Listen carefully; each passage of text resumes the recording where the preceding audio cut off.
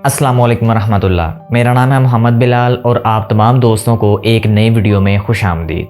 मेरे हम अज़ीज़ दोस्तों, क़यामत की अलामत सुगरा और अलामत कुबरा के बारे में आप लोग बखूबी जानते होंगे कि कौन कौन सी पूरी हो चुकी हैं और कौन कौन सी अलामत पूरी होने वाली रह गई हैं। अगर हम अलामत कुबरा की तरफ नज़र डालें तो उनमें से अभी एक भी पूरी नहीं हुई, लेकिन अगर हम अलामत सुगरा की तरफ नज़र डालें तो वो तकरीबन तमाम ही मुकम्मल हो चुकी हैं। क़यामत का क्या मंजर होगा, उसकी क्या हौलनाकियाँ और खौफनाकियाँ होंगी, ये अल्लाह से बढ़कर और कोई नहीं जान सकता, और ना ही हम दुनिया में रहते हुए जब तक हम अपनी आँख खोले हुए हैं हम ये नहीं जान सकते। जिन चीज़ों के ऊपर हमारा इख्तियार नहीं, हम उनके बारे में जान भी नहीं सकते, चाहे हम लाख दफ़ा क्यों ना कोशिश कर लें, हम कितनी रिसर्च क्यों ना कर लें, लेकिन जिन चीज़ों के ऊपर हमारा इख्तियार है हम उनको बेहतर ज़रूर कर सकते हैं। मिसाल के तौर पर अगर हम दुनिया के अंदर जी रहे हैं, सांस ले रहे हैं, तो अल्लाह की नबी की अहादीस के मुताबिक और कुरान के मुताबिक हम खुद को उन फितनों से बचा सकते हैं जिनके बारे में अल्लाह के नबी ने फरमाया कि उन तमाम फितनों से बचना, कि आखिरी वक्त में क्या कुछ होना है, कैसे कैसे फितनों का ज़हूर होना है, ये अल्लाह के नबी सल्लल्लाहु अलैहि वसल्लम ने अपनी अहादीस के ज़रिए हम तक पहुँचा दी है। हमारे इख्तियार में सिर्फ यही है कि जब तक क़यामत नहीं आ जाती और जब तक हमारी ज़िंदगी है हमने इन फितनों से खुद को बचा के रखना है। आज हम उन्हीं अलामत सुगरा में से एक अलामत का जिक्र करेंगे जिसके अंदर अल्लाह के नबी सल्लल्लाहु अलैहि वसल्लम ने फरमाया कि इल्म उठ जाएगा, जहालत बढ़ जाएगी और औरतों की तादाद मर्दों से ज़्यादा हो जाएगी क़यामत के करीब। हज़रत अनस रज़ी अल्लाह तआला अन्हु से ये मरवी हदीस है और ये पेशगोई जो अल्लाह के नबी सल्लल्लाहु अलैहि वसल्लम ने फरमाई थी ये हमारी आंखों के सामने पूरी हो रही है। मैं वो आपको ममालिक बताऊंगा जिन ममालिक के अंदर इस टाइम औरतों की तादाद मर्दों से कहीं गुना ज़्यादा है। हज़रत अनस रज़ी अल्लाह तआला अन्हु से मरवी है कि रसूलुल्लाह सल्लल्लाहु अलैहि वसल्लम को उन्होंने ये फरमाते हुए सुना कि वो क़यामत की अलामतें ये हैं कि इल्म उठा लिया जाएगा, जहालत ज़्यादा होगी, जना कसरत से होगा, शराब बहुत पी जाएगी, मर्दों की तादाद कम हो जाएगी, औरतों की तादाद बढ़ जाएगी, यहाँ तक कि 50 औरतों की खबरगिरी करने वाला एक मर्द होगा। मेरे हम अज़ीज़ दोस्तों, इस हदीस के अंदर 4 अल्लाह के नबी ने पेशगोइयाँ फरमाई थी, जिनमें से जो पहली है वो है इल्म का उठ जाना। अगर आप इस अलामत का लाइव प्रूफ देखना चाहते हैं तो आप बलूचिस्तान और सिंध वाले इलाकों में जाकर देख लें कि वहाँ पर अवाम किस कदर जहालत से भरी पड़ी है। मैं आपको एंड पे 2 वाक़यात भी सुनाऊंगा कि उन वाक़यात से आपकी आंखें खुली की खुली रह जाएंगी कि हमारे पाकिस्तान के अंदर, जिसे हम इस्लाम का गढ़ कहते हैं, जिसे हम कहते हैं कि ये इस्लाम का किला है, इस इस्लाम के किले के अंदर इतनी ज़्यादा जहालत पाई जाती है कि आम बंदा उसके बारे में सोचना तो बड़ी दूर की बात, गुमान भी नहीं कर सकता कि हमारे इस्लाम के किले के अंदर किस कदर जहालत भर चुकी है। दूसरी जो पेशगोई की गई वो ये है कि जना का कसरत से होना, जना का बढ़ जाना, शराब नोशी का बढ़ जाना। मेरे हम अज़ीज़ दोस्तों, अगर आप इस चीज़ का लाइव प्रूफ देखना चाहते हैं तो आप अमेरिका का रुख कर सकते हैं, यूरोपियन कंट्रीज़ का रुख कर सकते हैं। रोज़ाना की बुनियाद पर अमेरिका में सैकड़ों रेप केसेस रिपोर्ट होते हैं। आप यकीन नहीं करेंगे कि हर 1 मिनट के अंदर वहाँ पे सैकड़ों रेप केसेस हो रहे हैं, लेकिन मीडिया के ऊपर जो है बहुत कम केसेस आते हैं। अगर आप सिर्फ 2022 की रिपोर्ट उठाकर देख लें तो अमेरिका के अंदर 1,33,000 रेप केसेस रिपोर्ट हुए थे।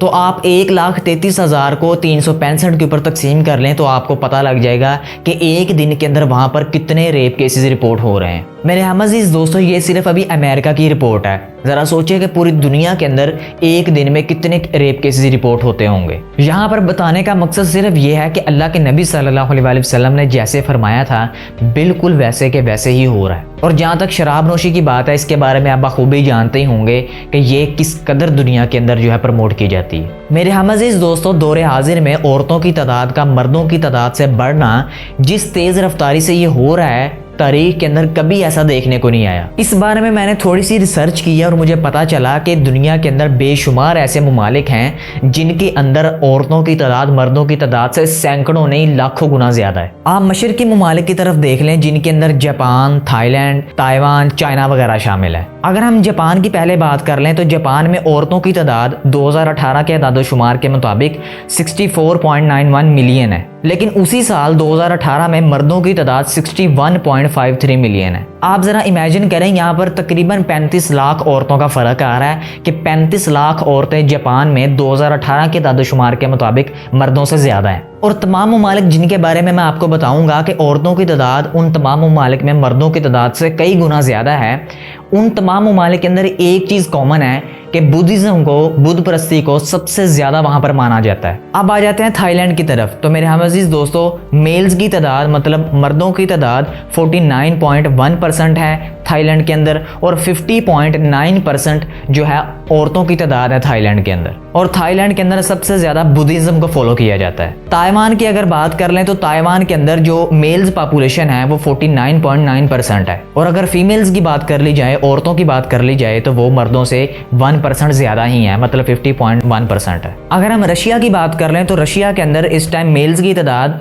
46.3% है, और अगर हम फीमेल्स की बात कर लें तो 53.7% है। मतलब यहाँ पर राउंड अबाउट 7% का फर्क आ रहा है कि 7% औरतें मर्दों से ज़्यादा हैं। और इन तमाम मुल्कों के जितने भी लोग जो बुद्धिज़्म को फॉलो करने वाले हैं, उनका आखिरत के ऊपर बिल्कुल भी अमान नहीं है। और पिछली कई दहाइयों से औरतों की तादाद में सबसे कम इजाफा सऊदी अरब में हुआ है। और औरतों की तादाद में यहाँ पर सबसे कम इजाफा क्यों हुआ है? आप सब जानते हैं कि पूरी दुनिया में इस्लाम को मानने वाले जितने भी ममालिक हैं, उन सब के टॉप पर सऊदी अरब है। और मेरे हम अजीज़ दोस्तों, एंड पे हम इस पेशगोई के बारे में बात कर लेते हैं जिसके बारे में अल्लाह के नबी ने फरमाया था कि इल्म उठा लिया जाएगा और जहालत की कसरत हो जाएगी। हमारे अपने मुल्क पाकिस्तान में, जिसे हम इस्लाम का किला कहते हैं, इल्म की इस कदर कमी है कि अब जो मैं आपको 2 वाक़यात सुनाने लगा हूँ, ये इबरतनाक भी हैं और हैरत अंगेज़ भी हैं। तबलीगी जमात के बारे में तो आप जानते ही होंगे, लेकिन ये वाक़या कुछ यूँ है कि एक बिजनेसमैन को तबलीगी जमात के साथ जाने का इत्तेफाक होता है, और वो जाते हैं बलूचिस्तान के गांव के अंदर।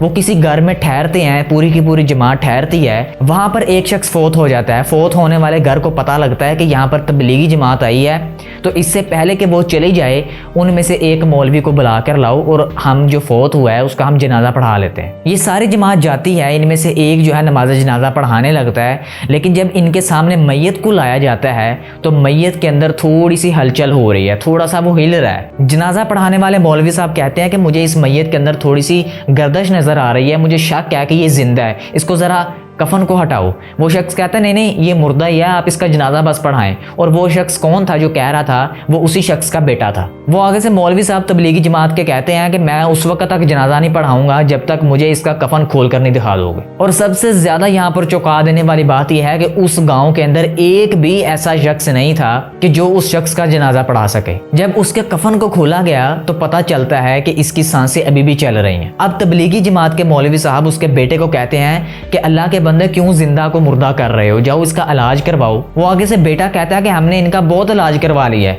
लेकिन अब ये आखिरी सांसें ले रहे हैं, अगर आपने भी ना पढ़ाया तो इनका जनाजा पढ़ाने वाला कोई भी नहीं होगा, तो आप ऐसा करें कि आप इनका जनाजा बस पढ़ा दें। अब जब मौलवी साहब ने ज़रा तफसीलन पूछा कि जनाजा पढ़ाने वाला क्यों नहीं है इस गांव में, और जब कोई फौत होता है तो उसका जनाजा कौन पढ़ाता है, तो वो कहता है कि हमारे कब्रिस्तान के अंदर 2 किस्म की टहनी है। जिस कब्र के ऊपर सुर्ख टहनी है, इसका मतलब ये है कि उस कब्र वाले का जनाजा नहीं पढ़ाया गया, और जिस कब्र के ऊपर सब्ज टहनी लगी हुई है, इसका मतलब है कि इस शख्स का जनाजा हुआ है। और वो आगे से बेटा कहता है कि मैं नहीं चाहता कि मैं अपने वालिद की कब्र के ऊपर लाल टहनी, सुर्ख टहनी लगाऊं, तो इसलिए बराए मेहरबानी आप इसका जनाजा पढ़ा दें, चाहे ये जिंदा ही है। अब उन मौलवी साहब ने उसका जनाजा पढ़ाया या नहीं पढ़ाया, इसकी तफसील मुझे नहीं मिली, लेकिन आप जहालत का अंदाजा लगा लें कि उस पूरे गांव के अंदर एक भी ऐसा शख्स नहीं जो जनाजा पढ़ा सके। इसका मतलब ये है कि इल्म को उठा लिया गया और जहालत आम हो गई। अब दूसरा वाकया जो कि वो भी तबलीगी जमात के मुतल्लिक ही है कि तबलीगी जमात का सिंध के इलाके के एक छोटे से गाँव में जाना होता है, और ये वाकया बहुत ही ज्यादा इबरतनाक है। तो मेरे हम अज़ीज़ दोस्तों, जब तबलीगी जमात के एक शख्स के सामने, मौलवी साहब के सामने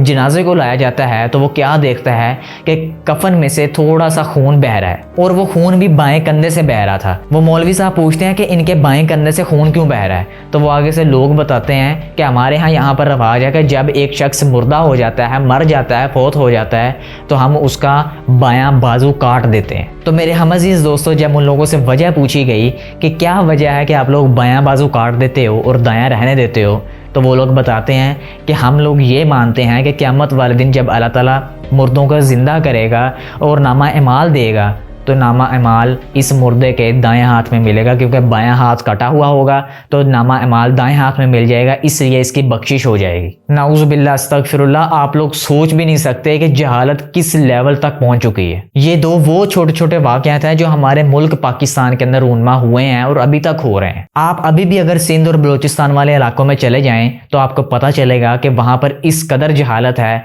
कि लोग अपने जवान बेटियों को एक मर्द के हाथ छोड़ आते हैं, पीरों के हाथ छोड़ आते हैं, इस आसरे की बुनियाद पर कि क़यामत वाले दिन ये बख्शा देगा, क़यामत वाले दिन ये हमारी बख्शिश करवा देगा। तो ये थी वो अल्लाह के नबी की चौथी पेशन गोई कि इल्म उठा लिया जाएगा और जहालत आम हो जाएगी। बाकी आपका क्या ख्याल है इसके बारे में? अपनी राय का इज़हार कमेंट सेक्शन में ज़रूर कीजिएगा। अपना बहुत सा ख्याल रखिएगा। मैं मिलूंगा आपसे नेक्स्ट वीडियो में, तब तक के लिए अल्लाह हाफिज़।